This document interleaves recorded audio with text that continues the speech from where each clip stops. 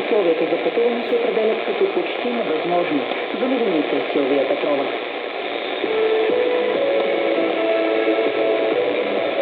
Прогнозата за времето е на синоптика Виктория Кръстанова.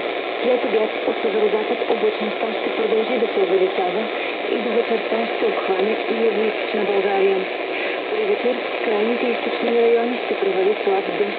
Максималните температури ще са между 8 и 13 градуса. Тук е прогнозата за времето от Националния институт по метеорология и хидрология. Това бяха новините в 14 часа.